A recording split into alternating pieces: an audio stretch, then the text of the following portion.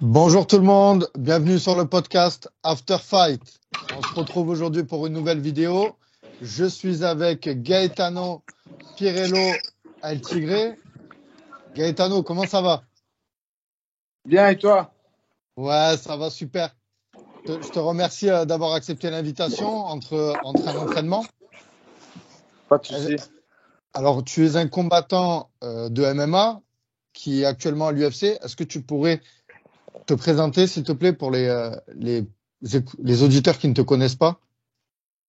Alors, je m'appelle Gaetano Pirello El Tigre. Je suis italien, mais de Belgique. Donc voilà, je combats à l'UFC et j'ai combattu dans plusieurs organisations, donc Cage Warrior, Pro FC, European Beatdown. Et je suis aussi combattant de Muay Thai. Donc j'ai fait beaucoup de Muay Thai et donc voilà, mais après maintenant avec l'UFC, ben voilà, je me suis consacré que au MMA et en boxe thaï, j'ai été champion du monde et champion d'Europe WKN. Et donc voilà.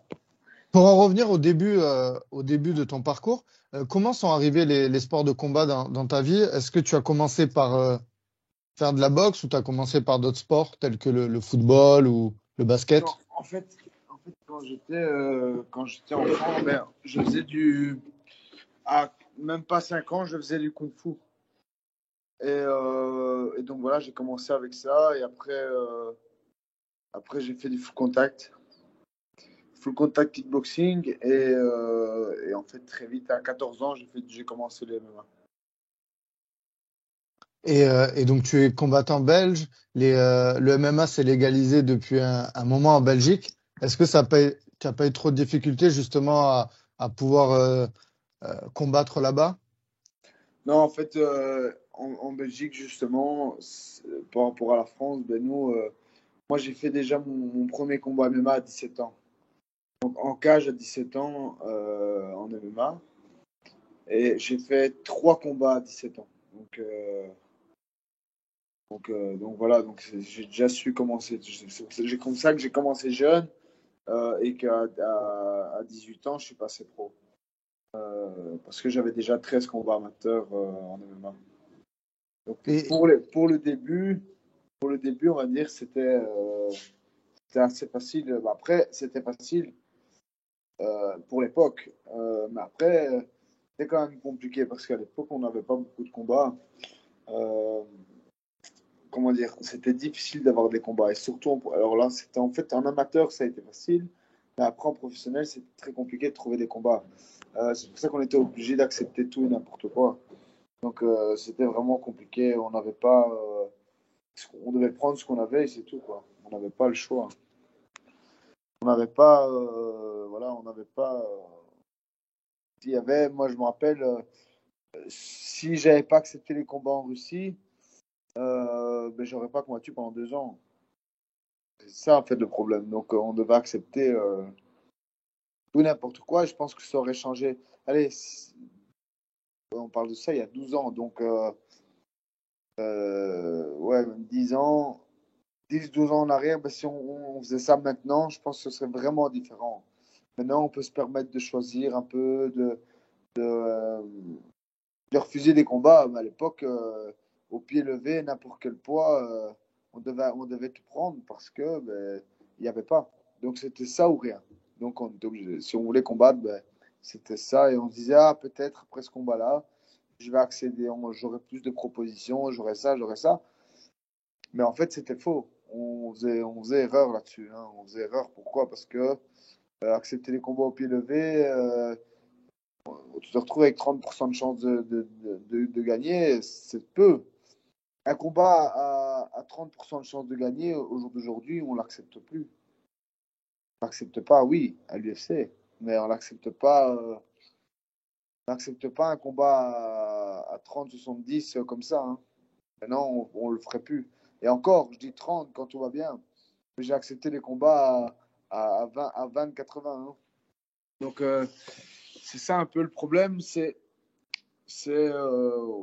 voilà, moi j'étais déjà dans la génération vraiment entre les deux générations. entre l'ancienne, les débuts et la nouvelle génération où maintenant il y a un vrai roulement, il y a des vrais trucs, il y a des. Voilà, il y avait à l'époque, il n'y avait même pas vraiment de réseaux sociaux. Il y avait Facebook et c'est tout. Maintenant, il y a des vrais trucs avec. Voilà, maintenant on tape management MMA, c'est quand même en 10 ans de temps, il y a vraiment quelque chose qui a vraiment, vraiment, vraiment changé. Et j'ai l'impression que tous les 2 ans, ça change. Donc dans 2 ans, ça va progresser encore. Donc voilà, il y a 2 ans, le MMA, il n'y avait pas en France. Et Il toi, y avait Antigar et le MMA. quand tu as commencé, toi, est-ce que tu étais encadré par une boîte de management ou vraiment c'était toi qui avais cette démarche d'aller trouver tes propres combats? Ah, voilà, en fait, on n'avait pas, il y avait pas, il y avait même pas. Il y avait des une vraie boîte de management, il y en avait en Europe, enfin en tout cas francophone, il n'y en avait pas. Il n'y avait pas une vraie boîte de management. Il y avait des mecs qui connaissaient des gens, qui connaissaient des gens, qui organisaient. C'est tout. Il n'y avait pas vraiment de vraie boîte de management. Ouais, il y avait des mecs qui connaissaient des gens. Moi, j'avais pas. J'avais mon pote, qui est toujours mon manager aujourd'hui, mais qui avait quelques contacts. Lui aussi, il était combattant. Et en fait, notre entraîneur à l'époque, lui était le président de la fédération belge. Du coup, il avait quelques contacts à l'étranger. Et du coup, on avait, voilà, on avait des trucs au compte-gouttes qu'on on n'avait pas. C'était pas une boîte de management, non. C'était vraiment, c'est mon pote qui était mon manager. Parce qu'il C'est faut toujours quelqu'un pour parler pour toi, mais ça. non, c'est pas du management. Non. C'est quand même incroyable ton parcours parce que ben, on sait qu'aujourd'hui, il y a beaucoup de combattants français qui sont obligés justement d'aller se faire manager par des grands managers pour pouvoir atteindre l'UFC. Donc toi, tu es en train de me dire un peu que toi, tu as réussi à atteindre la meilleure organisation sans forcément aller avec une boîte de management reconnue. Non, alors moi j'ai mon meilleur ami Tom Duquesnoy qui est à l'UFC D'accord. Ok. et, et malgré ça je lui ai jamais demandé de m'aider pour ça. Alors c'est mon meilleur ami, on a tout fait ensemble, on a fait nos prépas ensemble et lui comme moi on n'en parlait jamais, on n'en parlait jamais.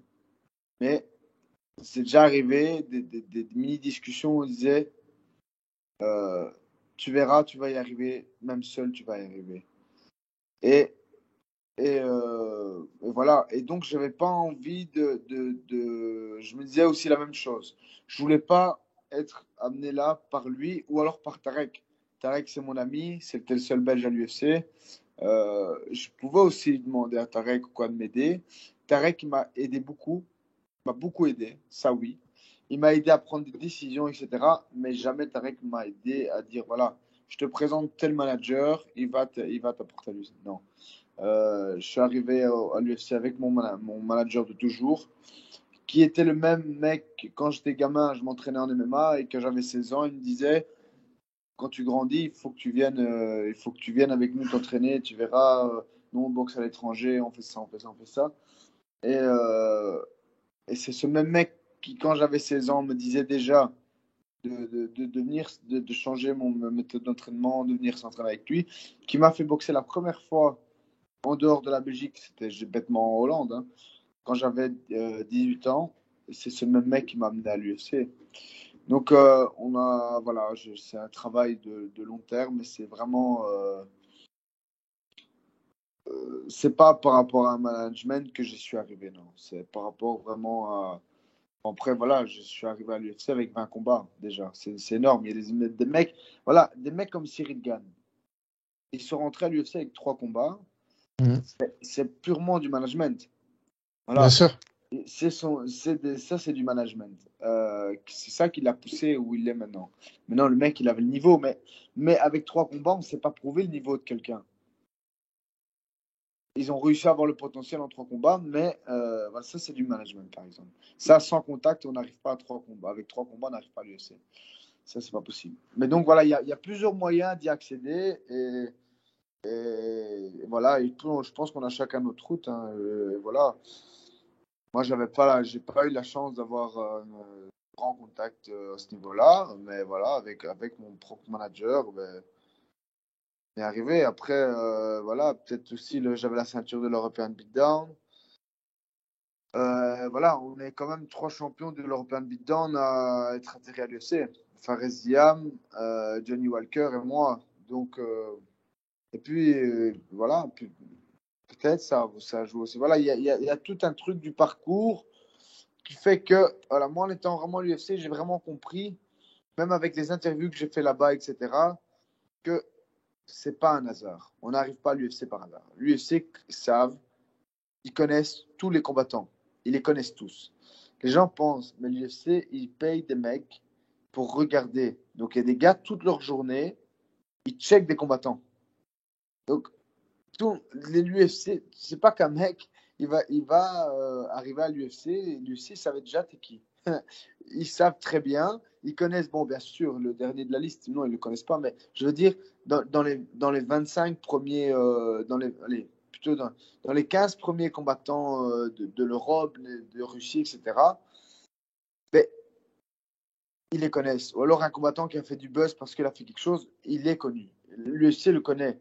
C'est pas parce qu'ils le connaissent qu'ils vont le prendre, mais ils le connaissent. Ils connaissent. Il y a des mecs qui travaillent pour ça et ils connaissent. Et donc ils regardent, ouais, ce type-là, il a battu un mec. Voilà, moi j'avais combattu contre Arnold Allen, par exemple.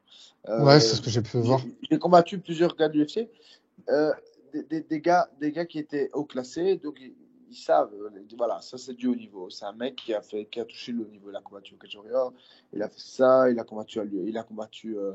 Moi, j'ai combattu contre le seul mec qui avait battu Zabit. Et voilà, j'ai combattu des gars qui étaient vraiment, vraiment forts. Et je pense que ça a vraiment à voir aussi.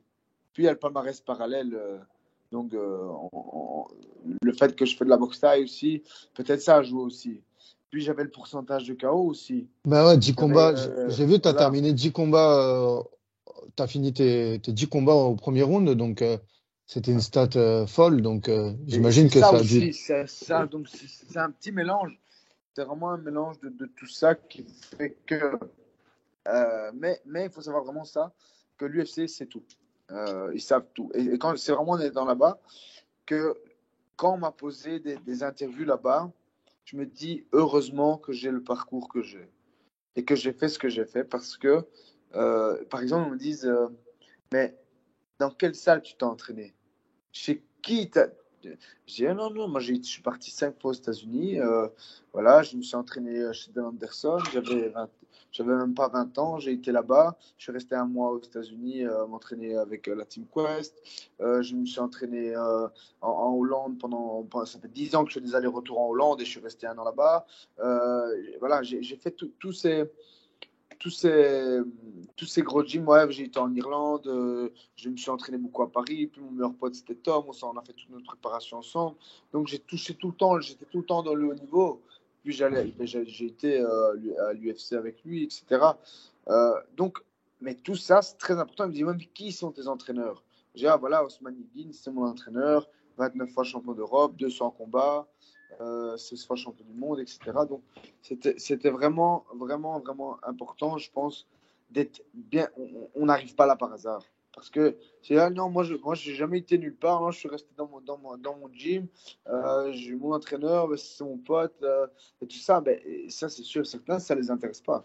C'est vraiment, ils veulent vraiment, ils disent non, non, voilà, moi, je me suis entraîné là, j'ai été aux États-Unis, je me suis entraîné là, j'ai été en Thaïlande, j'ai fait ça. Ils veulent vraiment, vraiment, vraiment des mecs qui ont prouvé qu'ils méritent. Sinon, si tu ne mérites pas, il n'y a pas de hasard. L'UFC ne te prend pas par hasard. Soit il y a quand même une histoire d'argent aussi derrière. Bien Soit sûr. soit tu es un mec qui fait du buzz et qui fait de l'argent, etc. Ok, là, ils disent, bon, lui, on va le prendre parce qu'il va nous faire gagner de l'argent. Ok, il y a cette partie d'argent, mais vraiment, on va dire, ça, je sais pas, c'est 5% du temps, ça, les mecs qui rentrent que pour l'argent. Mais les gars, quand ils rentrent, il y a certains paramètres qui sont la personne que tu es déjà. Ils veulent aussi des fois des gars qui font un peu, voilà, un peu les McGregor, mais ils veulent aussi des gars qui soient des bonnes personnes. Si tu commences à publier des trucs sur le racisme, etc., mais la première chose qu'ils viennent faire, c'est regarder tes réseaux. Donc, si tu commences à publier n'importe quoi, ils vont dire ok, t'es fort, mais t'es un mec bizarre. Donc, ils vont pas te prendre parce qu'ils vont pas prendre de risque de salir leur image. Donc, il y a tous ces petits paramètres. Ben, il y a ton palmarès, il y a les gens que tu connais, comment toi tu es là personnellement. Si tu dégages quelque chose de bien, si tu dégages quelque chose de fort, que les gens ils savent que. Voilà, il y a vraiment un truc. Le pays d'où tu viens aussi, c'est important. Ouais, la Belgique. Euh, Toi, pour toi, est-ce que ça a été important, tu penses? On sait que ben, l'UFC là, va arriver aussi à Paris. Tu vois, est-ce que l'UFC en Belgique, il me semble qu'il n'y en a pas eu. Est-ce que tu penses que le fait que tu as été recruté, toi, c'est uniquement le travail ou c'est aussi le fait de prendre des combattants d'Europe? non, je pense que ça n'a rien à voir parce que sinon ils auraient attendu que je boxe en Europe. Ils ne m'auraient pas fait boxer à Vegas. Ils auraient dit oh, ok, ok, parce que moi ils m'avaient déjà proposé avant, donc ils m'auraient reproposé quand on faisait un UFC en Europe. Ils m'auraient pas proposé d'aller à Abu Dhabi et puis de combattre à Vegas parce que justement je leur ai coûté cher. Mais je pense vraiment que c'est non non, je pense parce que sinon ils auraient attendu l'UFC Europe. Parce qu'ils l'ont déjà fait, hein. Prendre des mecs en Europe, des Européens pour boxer en Europe. Et ils n'ont jamais boxé ailleurs. Ils n'ont jamais boxé aux États-Unis, ils ont jamais boxé. Ils ont toujours regardé dans des yeux en Europe. Ils ont fait. Ils auraient pu attendre Londres, ils auraient pu attendre. Non, ils ont vraiment attendu. Ils m'ont fait combattre Abu Dhabi et Vegas. Donc pour moi, c'est pas. J'ai cru aussi à un moment donné, hein. Mais après, je me suis dit, mais non, sinon ils auraient attendu pour Europe. J'étais là, ils savaient très bien que. Ils m'ont proposé des combats. Ils m'ont proposé déjà un premier combat, ben, c'était la carte de dernier combat de Khabib. Donc c'était déjà aux États-Unis. Donc non, non, vraiment, je me suis aussi posé la question. Mais finalement, je me dis non, ils m'ont proposé 3 UFC, ben, les 3 UFC, c'était pas en Europe. Et est-ce qu'il y a des combattants qui t'ont inspiré au début de ta carrière et même aujourd'hui? Tout à l'heure, tu parlais de Tom Duquesnoy. Bon, il combat plus. Est-ce que Tarek aussi, est-ce que ces combattants-là bon, ils t'ont conseillé, mais est-ce qu'ils t'ont aussi un petit peu inspiré? Je pense à Tom qui Bien en plus sûr. était dans la même catégorie que toi, il était chez les Bantam. Non, le truc, c'est que Tom, par exemple, bon, Tarek c'est sûr qu'il m'a inspiré parce que c'était un Belge qui est parti, un jeune Belge qui était là.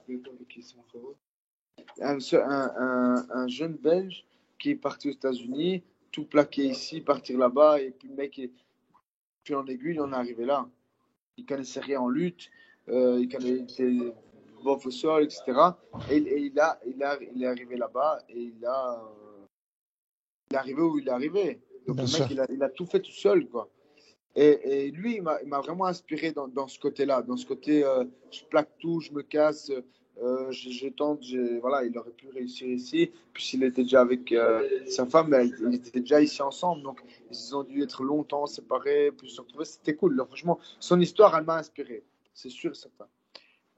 Tom, par contre, lui, il m'a inspiré dans sa manière de penser, dans sa rigueur. C'est aussi une fois un mec qui habitait à Lens avec son père, euh, qui a, il a dit ouais voilà pour progresser je dois partir à Paris. C'est à Paris que ça se passe. Et il a aussi il a galéré, il est arrivé à Paris, son père lui donnait l'argent, il gagnait 400 euros, c'était 400 euros de son loyer. C'est vraiment, lui aussi, il a fait beaucoup de sacrifices, etc. Il n'est pas parti aux États-Unis tout de suite. Ouais, Et il l'a après, fait ouais. plus tard. Mais je veux dire, à cette époque-là, ben, déjà à l'époque-là, il m'inspirait. Parce que moi, j'allais avec lui à Paris. On était deux gamins, on n'avait pas d'argent, on n'avait rien, on s'entraînait, on avait tout juste pour s'entraîner. Et voilà. Et vraiment, on était dans la merde, mais on faisait ce qu'on aimait. On voulait s'entraîner. Moi, j'allais à Paris pour m'entraîner avec lui. Lui, il était à Paris. Voilà, il n'avait pas le temps de travailler parce que c'était un travail à temps plein ce qu'il faisait. Il travaillait un peu au Cagine, à la salle. Il faisait la réception de la salle. Il gagnait tout juste assez pour la location de son appart. Donc, vraiment, vraiment, vraiment, et son père l'aidait, etc. C'est aussi une méchante histoire. Comme il est arrivé vraiment de rien pour arriver où il était. Donc, encore une fois, c'est des mecs, c'est sûr, qui m'ont inspiré. Sûr, sûr, sûr. C'est des mecs qui font partie de mon inspiration, c'est sûr et certain. Après, moi, je suis plus fan d'eux, de mes proches, qui ont fait des trucs comme ça, que des mecs, Hmm. par exemple, des stars de l'UFC. Georges Saint-Pierre, c'est sûr, son style de combat, etc., sa rigueur, comment il est. Et tout ça, bien sûr que j'aime. Bien sûr que j'aime certains combattants, des combattants comme John Jones, etc. Mais les mecs qui m'ont vraiment inspiré, ben, c'est sûr que c'est des mecs comme Tarek et Tom. Ça, c'est sûr, certain. Ils m'ont Et inspiré plus que les autres. est-ce que tu peux nous parler un peu de la catégorie dans laquelle tu es à l'UFC? Et est-ce qu'il y a des combattants que tu aimerais affronter? Là, Alors, la KT, donc c'est la Bantamweight, c'est une KT. Après, j'ai envie de te dire que toutes les KT sont un peu compliquées à pas. ouais, mais Voilà, celle-là, elle est vraiment dure, hein. voilà, les 61, c'est vraiment une dure. Après, on va dire, ouais, les 70. Les 70 Oh. sont aussi, c'est aussi une Oui, méchante catégorie. 66, mais chez les voilà. bantams, j'ai l'impression que dans le top 15, tous les combattants, ils peuvent être champions. Alors, non. Oui, oui, à fond, Peut-être je mais me ça, trompe. mais, mais même, mais même quand tu vas plus loin, quand tu regardes jusqu'au 25e, voilà, quand tu vois Nathaniel Wood, il est 21e. Nathaniel Wood, il est vraiment fort. Et Bien lui, sûr. c'est un 21e, et franchement, il pourrait être champion. C'est un mec, il a 8 poumons, il a étranglé des Brésiliens, et il a mis KO des vrais strikers. Donc c'est un mec que tu sais prendre sous aucun angle. Le gars, il a du cardio pour te prendre sur tout. Puis au sol, ben, il est très très fort. Et debout, voilà, il a combien de pourcentage de KO, le mec? Il a terminé quasi tous ses combats. Et c'est un gars, voilà. Et ça, c'est un 21e. Voilà. Mais c'est clair qu'à l'UFC, mais il a eu un peu le truc où il est tombé sur des gros lutteurs mais des gros lutteurs qui ont su tenir, qui ont su maintenir. Et c'est ça qui fait la différence. Mais sinon, il était meilleur que debout, au sol, etc. Je parle de lui parce que je devais le combattre 2 fois. Et puis, c'est aussi le dernier combat que Tom devait faire. Et lui, c'est un 21e, par exemple. Donc, c'est clair que c'est une catégorie vraiment difficile. Et puis, elle arrivait aussi de tous les Tchétchènes, Daguestanais, etc., qui viennent d'arriver, qui vont apporter un autre style à l'UFC, qui est un gros style. Comment contrer leur lutte?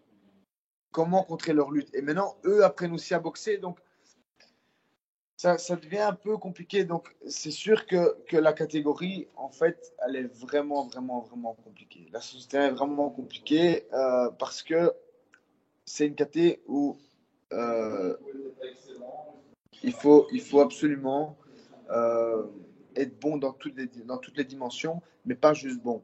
Il y a vraiment des gros spécialistes. Par exemple, euh, au sol et en lutte, ben, il y a des mecs qui ont des niveaux de dingue. Avant, il y avait des Demian Maia qui avaient ça, qui étaient trop forts au sol. On avait tout le mec, ils avaient peur de lui parce qu'au sol, il étranglait tout le monde.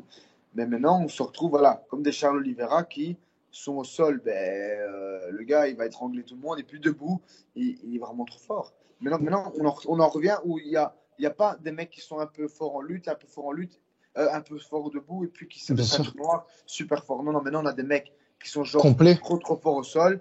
Et puis, tu te retrouves en lutte, ben, le mec, il est trop fort. Et puis, debout, c'est la catastrophe. Donc, par exemple, Sterling, ben, c'est ça. Justement, j'allais t'en parler. Qu'est-ce que tu as pensé de ce combat et en Sterling, par sachant que. exemple, ben, il a un niveau de lutte de dingue.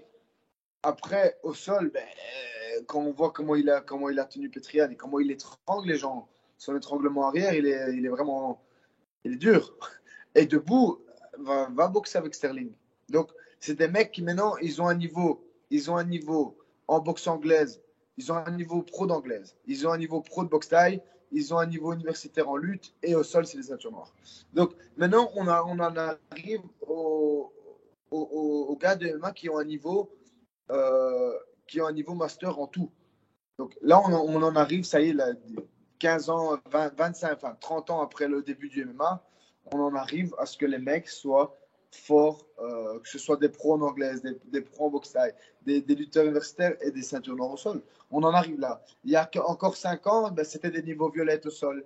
Et puis des bons gars debout. Mais maintenant, on en arrive à des noirs au sol, des lutteurs pros, des boxeurs pros, on en arrive à tout là. Et tout le monde a su mixer et avoir ce niveau. Et toi, tu as connu l'avant, après, justement.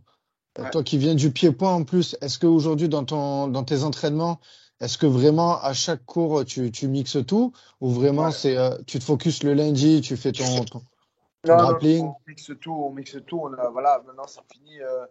Alors, déjà, moi, quand je m'entraînais, je me suis entraîné beaucoup en Pologne. Et voilà, il y a le champion de l'UFC, Jan Blachowicz, Blakovic. qui est aussi un exemple. Il vient du pied-point et puis ceinture noire. C'est un classe A pied-point qui a fait énormément de combats de classe A en boxe thaï. Et après, le mec, en lutte, il est trop fort. C'est un lutteur polonais, quoi.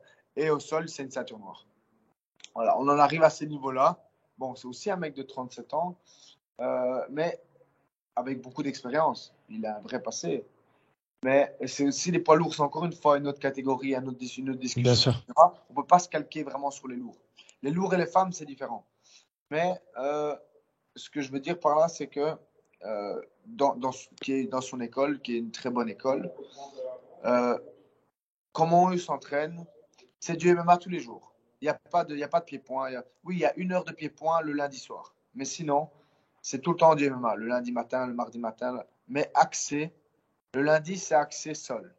Le mardi, c'est sparring. Le mercredi, c'est axé lutte. Mais, et puis, on a 2 sparring semaines. Sparring petit gant, sparring gros gant.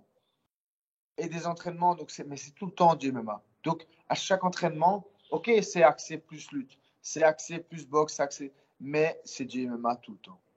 Et donc, en fait, il faut se dire, on fait du MMA, on ne fait pas de la boxe taille. Non. On ne peut pas faire un sport dissocié puis remixer tout. Non. On fait du MMA et on rajoute un complément. Ça, oui. On fait du MMA tout le temps. Et après, le soir, ben, on va faire 1 heure de boxe taille. On va faire 1 heure de lutte. On va faire 1 heure de condition physique. On va faire ça. Donc, ça, c'est du plus, c'est du bonus. Mais l'entraînement, moi, je dis toujours 50% de tes entraînements, au total, hein, total, 50% de tes entraînements, ça doit être du MMA.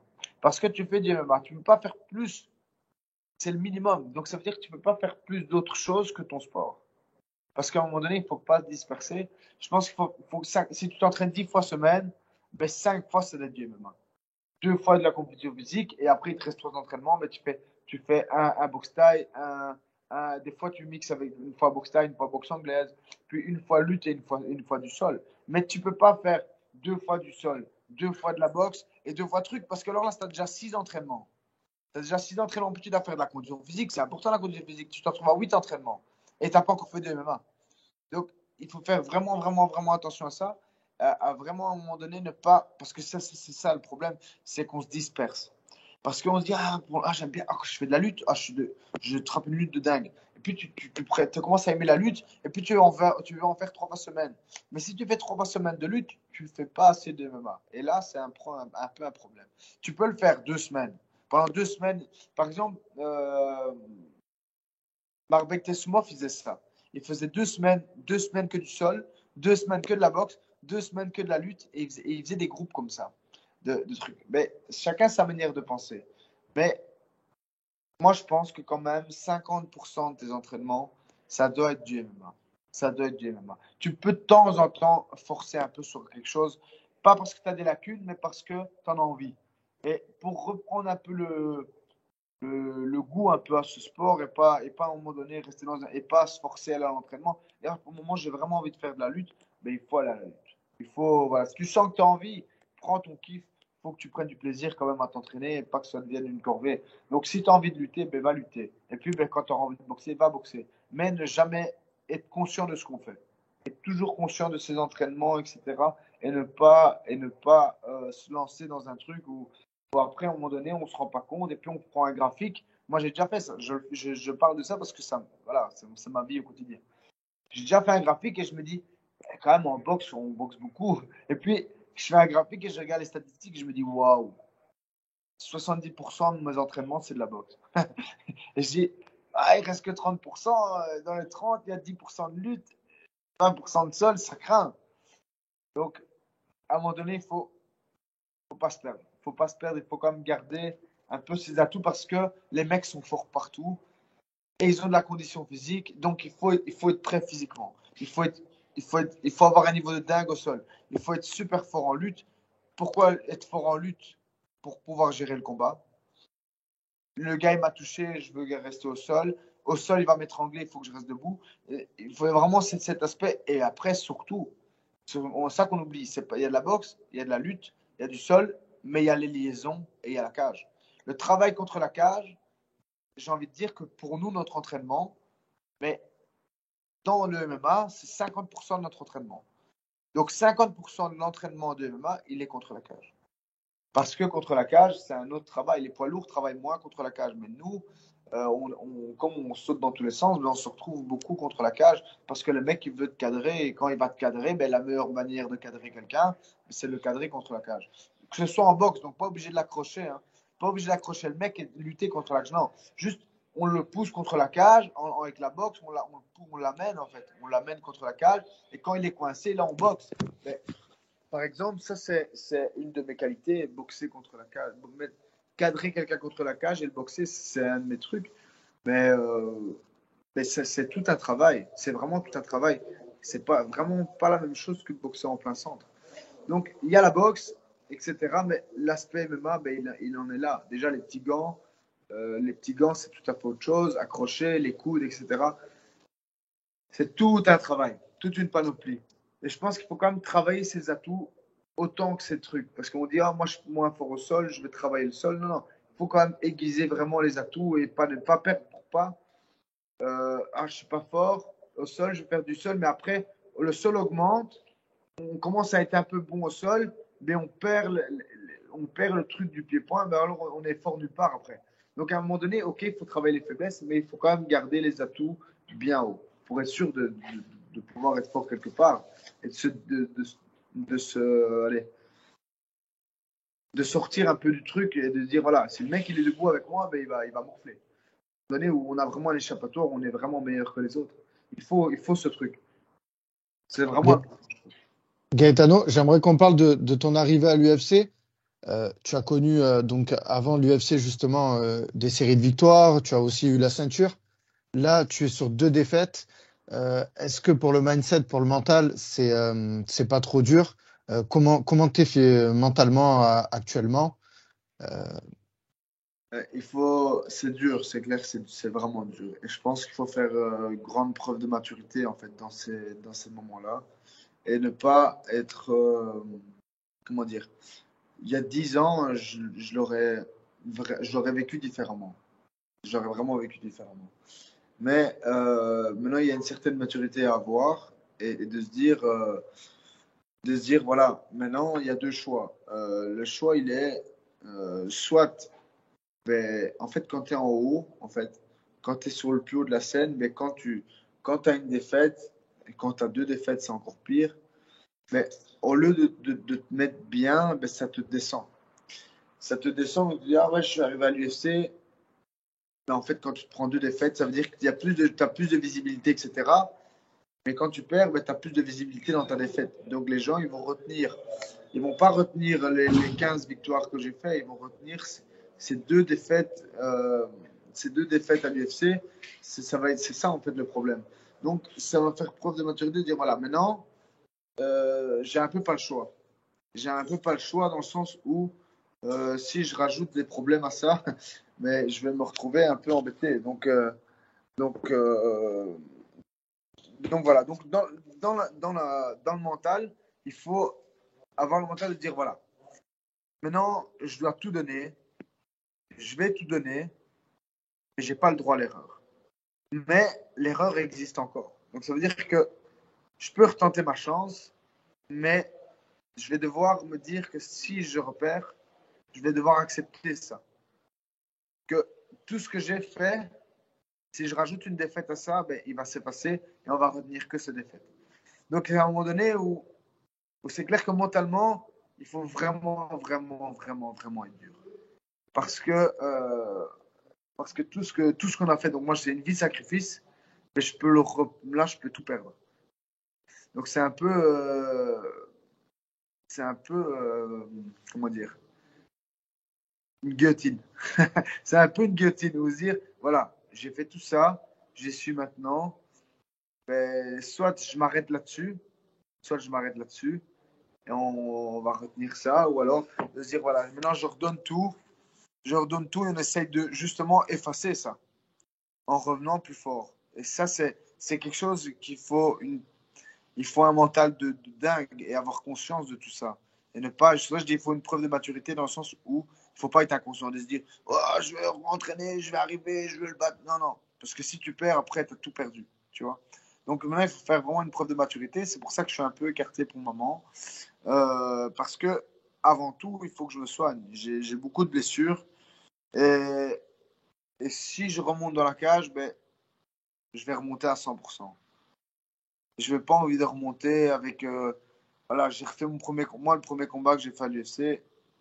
Il y avait un an de Covid. On ne s'entraînait pas. On s'entraînait très mal dans un petit garage à 4. Et surtout, j'étais blessé et j'avais eu le Covid. Donc, c'est pour ça le premier combat, je l'avais pas fait. Mais après, ce qu'il y a eu, c'est que le premier combat, je ne l'ai pas fait parce que j'avais le Covid. Puis deuxième, ben, je sortais du Covid et il y avait eu cette année où on ne s'entraînait pas. Donc j'étais vraiment au plus bas de ma forme.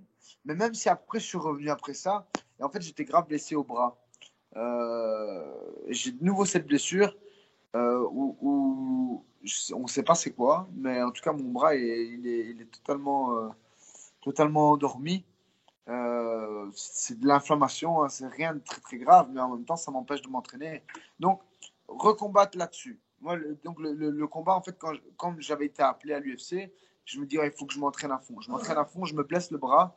Et du coup, 10 jours avant donc, ce combat que j'ai fait contre Ricky Simon, ben, en 10 jours, j'étais à l'arrêt pour mon bras. Et donc là, j'ai reforcé l'entraînement pour reprendre, etc. Donc, c'est encore une fois un combat dans des conditions horribles.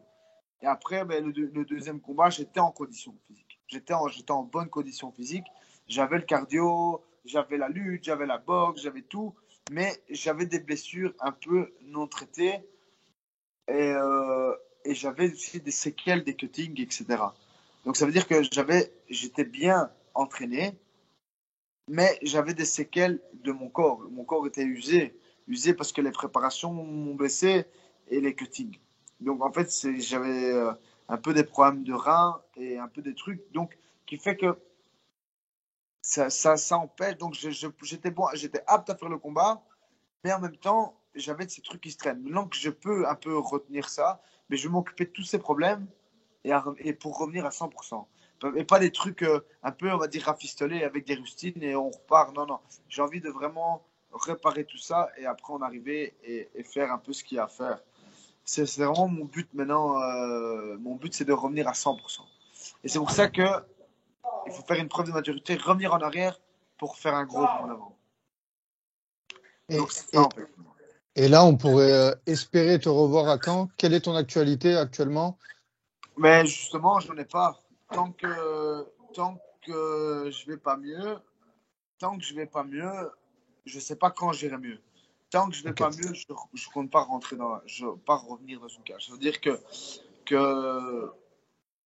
tant que tout n'est pas soigné, ben c'est clair qu'on ne sait pas revenir faire marche arrière. Ce qui est usé est usé, mais je veux dire, c'est que tant que je suis pas, je me sens pas vraiment avec le truc de dire ah il faut que je me batte maintenant. Et tant que j'ai pas ce truc, je peux pas dire c'est dans combien de temps. Donc déjà, je vais D'accord. soigner mon bras, je vais soigner les autres blessures qui sont même un peu plus graves, etc. Et je vais faire, j'ai deux, trois opérations qui me pendent un peu au nez. Donc je vais faire un peu ces trucs-là. Et une fois que tout ça est réglé, mais j'ai envie de faire un dernier sprint en fait. C'est ça que j'ai envie de faire. J'ai pas envie de faire des trucs où. Non, je l'ai déjà fait. Je l'ai fait 10 ans, 12 ans, même plus. Ouais. Mon premier quoi, j'avais 12 ans. Donc j'ai pas arrêté toute ma vie. J'ai jamais arrêté de combattre. J'ai fait une opération entre temps, une grosse opération du genou qui m'a un peu bloqué. Mais encore une fois, j'ai recombattu tout de suite. Bon, j'ai gagné, mais encore une Ouais. fois, c'est des trucs un peu. J'espère que ça va aller. Et ça a été, mais c'est un peu fou. Et ça, j'ai plus envie. Moi, j'ai envie d'être à fond pour faire un dernier sprint. Parce que voilà, maintenant j'ai 30 ans. Euh, c'est un dernier sprint. Je suis pas poids lourd, je suis un poids où il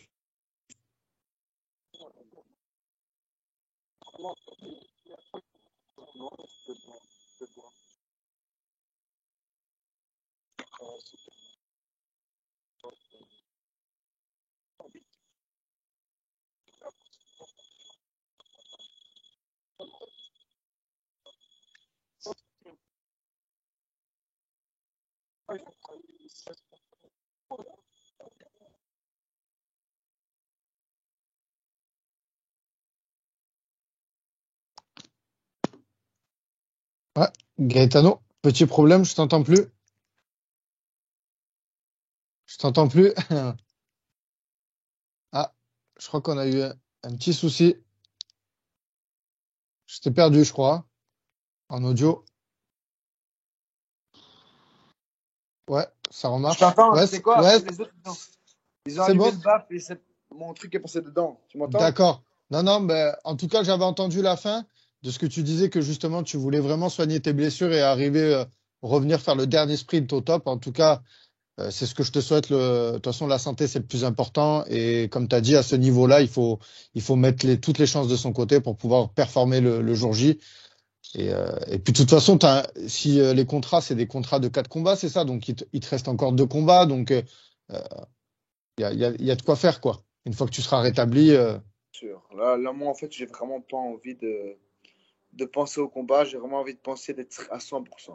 Pour ta Pas, santé, pas bien être à sûr. 100% dans le sens mais de me sentir comme je me sentais avant. Et c'est ça, en fait, j'ai envie de retrouver ce truc.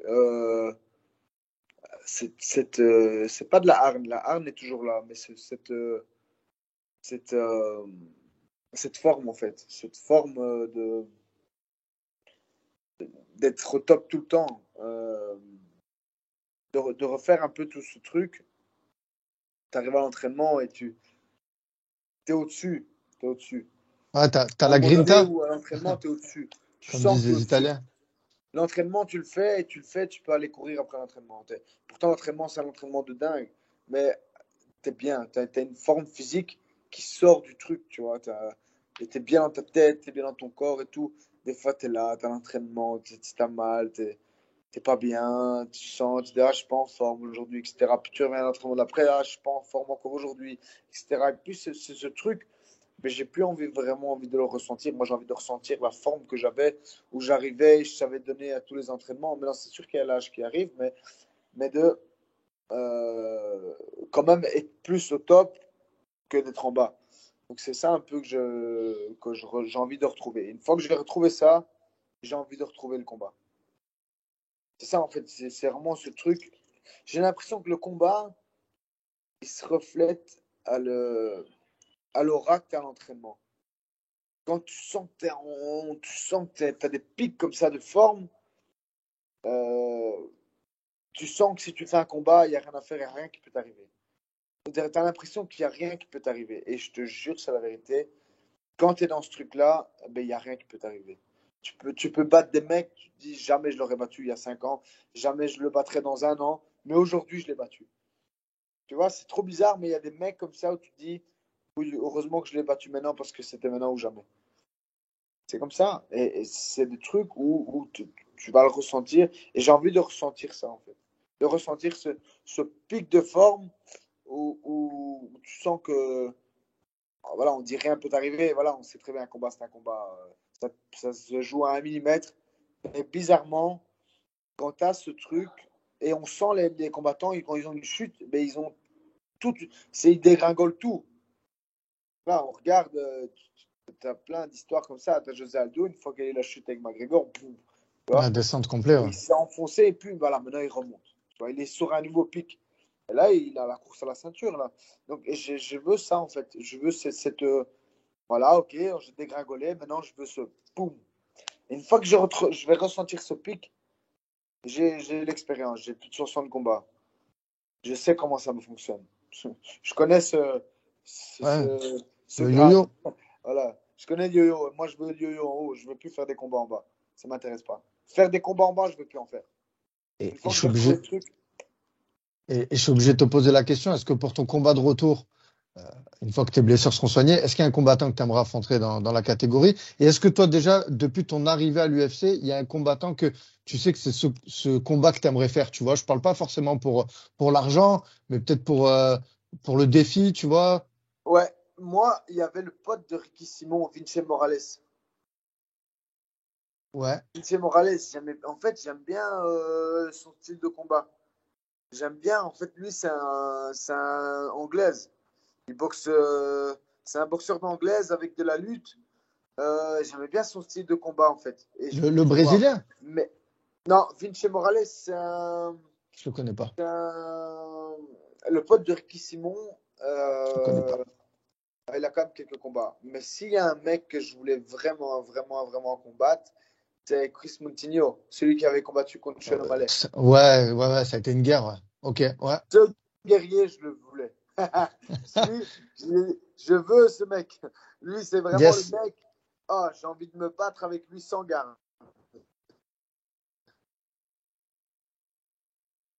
Ouais, puis c'est prenable en plus, hein. Je veux dire, il a pas une. Bon, certes, son combat l'a hypé, mais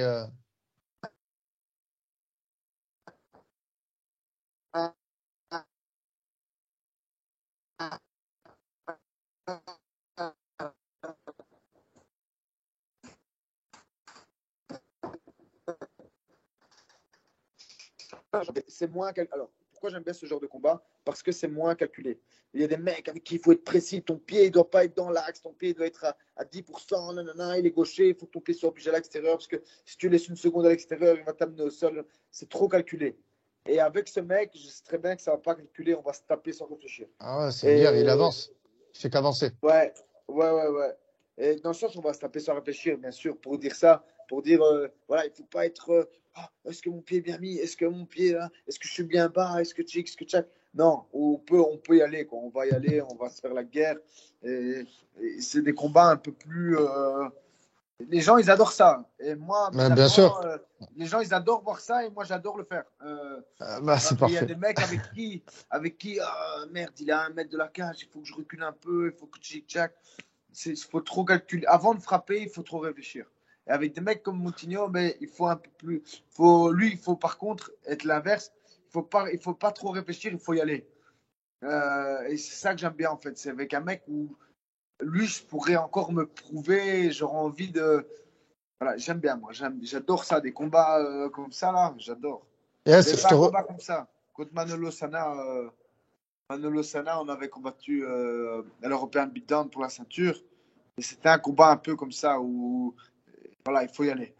il fallait y aller. Et c'était cool, tu vois. C'était vraiment ouais, cool. puis je te rejoins sur ce que tu dis que les gens aujourd'hui aiment les guerres. On le voit avec Burns et Shimaev.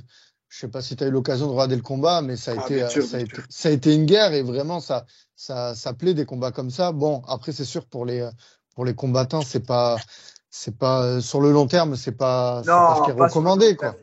Voilà, mais Pas de sur le temps en long temps une terme. guerre comme ça fait du bien. Et Moutinho, c'est vrai que lui, dès son entrée à l'UFC contre Sanomalé là, ça a Incroyable. été incroyable, ouais, vraiment impressionnant. Incroyable. Mais moi, ça, c'est un combattant que j'aimerais bien, ouais. Ouais, super. Ben écoute, on arrive en fin d'interview. Chez After Fight, à chaque fin d'interview, il y a le five. C'est un petit questionnaire de 5 questions. Est-ce que tu es prêt, Gaetano? Je suis prêt, vas-y. T'es plutôt KO ou soumission? KO. Belgique ou Italie? Italo-belge. Mais bon, Italie. Italie. iPhone ou Samsung? iPhone. Instagram ou Snapchat? Instagram. Et ton repas préféré après un combat? Ceux qui me connaissent, gnocchi au four. Yes. D'ailleurs, j'avais une dernière question. Pourquoi El Tigre? Est-ce que tu peux nous donner la signification de ton pseudo? Tigré, c'est un surnom que j'ai mérité. Parce que c'est bête, mais en fait, bon, j'étais jeune, hein, j'avais 18 ans, et en fait, j'avais fait le championnat de Belgique. Et les autres, ils m'appelaient toujours le chaton. Et alors, ils m'ont dit, si tu gagnes le championnat de Belgique, on t'appellera le Tigré.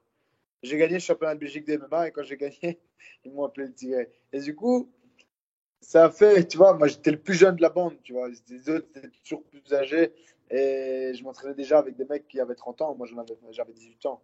Donc, alors que tu sais, j'étais leur petit chaton, tu vois. Ils se foutaient de moi. Et, euh, et après, quand m'ont appelé le Tigré, j'avais gagné de la notoriété auprès de mes collègues qui étaient déjà plus âgés.